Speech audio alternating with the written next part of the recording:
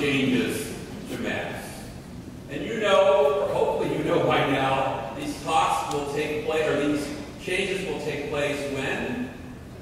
First Sunday of Advent, November 27th. Good. Now, a number of parishioners are still asking, why are we changing the prayers used at Mass? And I want to say to them, where have you been these last 4 weeks? But the reality is it takes a long time for us to integrate something into our hearts, to get it into our heads. And so it's important we offer a brief interview or a brief review of what we've talked about this past few weeks. The current prayer texts we're using at Mass are actually temporary. I know that doesn't seem kind of kosher, if I can say that, in the Catholic Church, but it doesn't seem, quite like it melds well, because we've been using them for over 30 years. So they're temporary, yes, in the length of time the Church has existed. They are, and for a while. Both Rome and the Congregation for Divine Worship and Discipline of the Sacraments has been saying to English-speaking nations, you need to settle on a permanent text. This new translation is an effort to set forth for all English-speaking countries the same text. So that means in every parish in the Diocese of St. Petersburg, in the state of Florida, in the United States, and all English-speaking countries, we will use the same text. The Gloria that we sang is the text that will be the text for all churches in English-speaking countries from this day forward. Now, I know some of you have come to me and said, I've traveled north, I've been to the east coast of Florida, and no one's talking about this. It doesn't mean it's not going to happen. It means that some people are going to get caught off guard on the first Sunday of Advent in their church or their diocese hasn't talked about this and say, what is this? What happened? It's not fair. So that's why we're taking a protracted approach to really speak about this for a long period of time. In fact, the bishops of the United States have given us permission to use some of the psalm texts earlier than that first Sunday of Advent beginning date. So we get used to that. The Gloria, the Holy of Holies, they all contain the new text.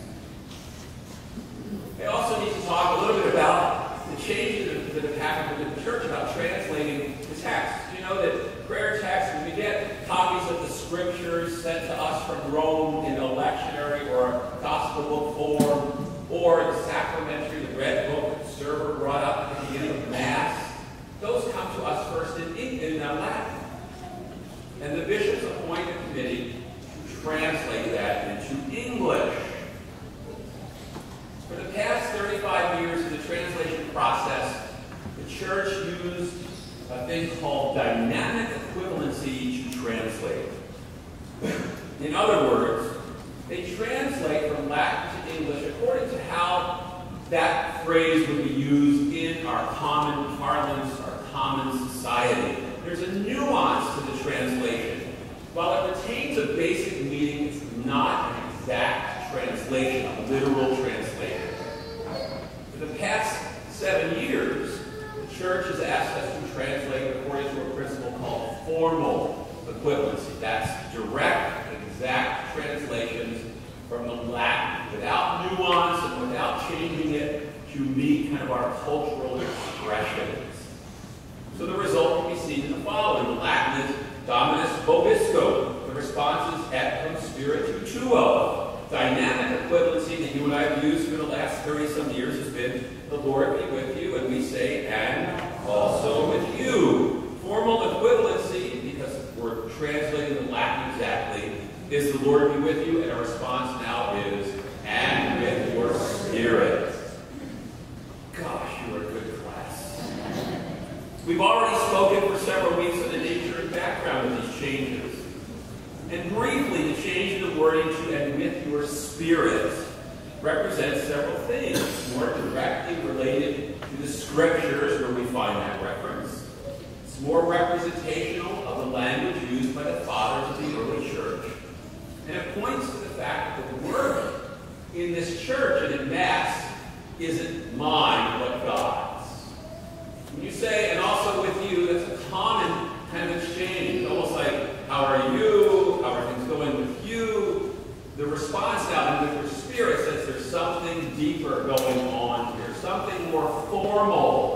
It is God doing this work.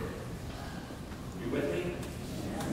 I'm going to do a thing in the Masses I have next week, actually, because we'll have a shorter talk, and that is I'm going to open it up to questions about the translation. So get your questions ready. We'll be able to exchange a little bit after a few opening remarks.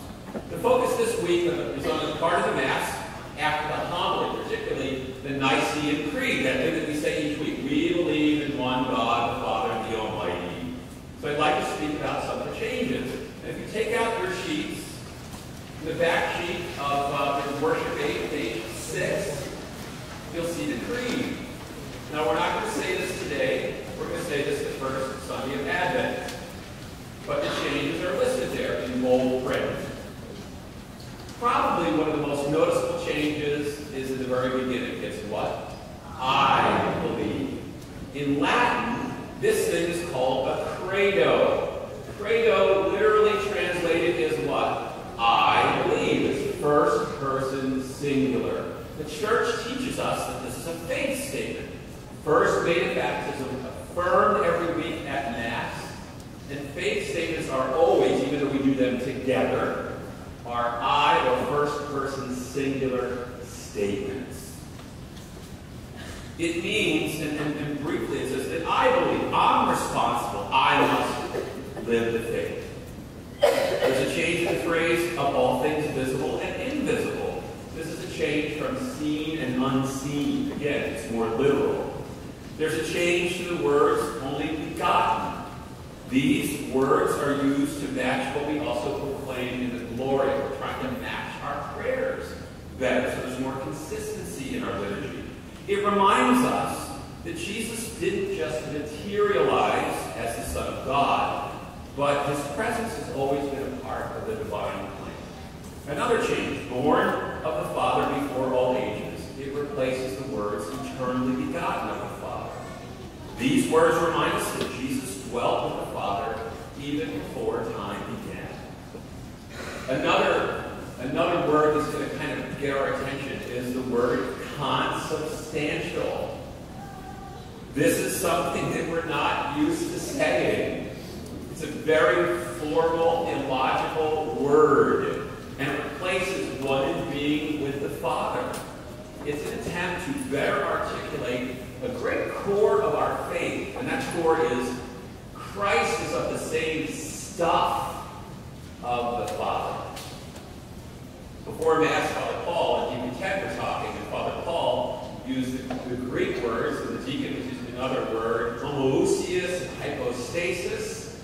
I said, I'm going to be really highfalutin and say the same stuff. That's what this is. From this theology, we know that Jesus is truly God.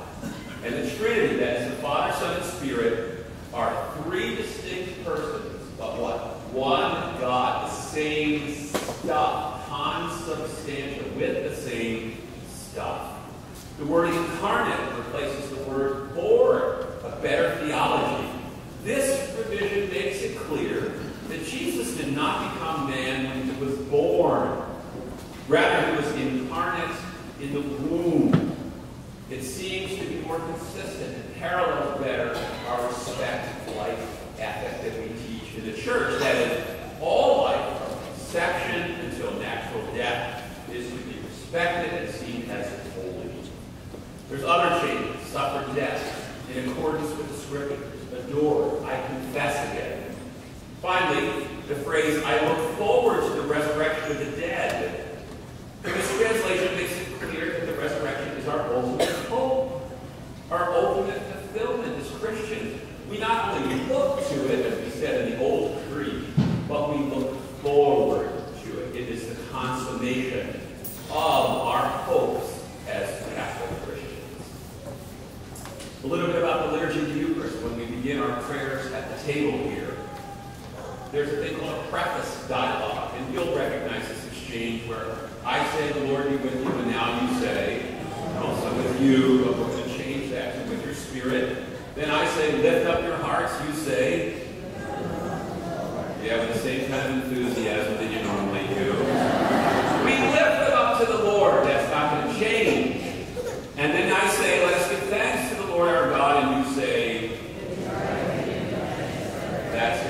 change. It's going to change to it is right and just. It's exactly a more literal translation like "and with your spirit is." And there's a twofold theology behind it. It is right and just. We give thanks to God, and we give thanks to God by doing works of righteousness and justice. St. Francis says that well. Francis says, preach often and use words if you have to. It means our faith has to be put forth or shown to others in our actions.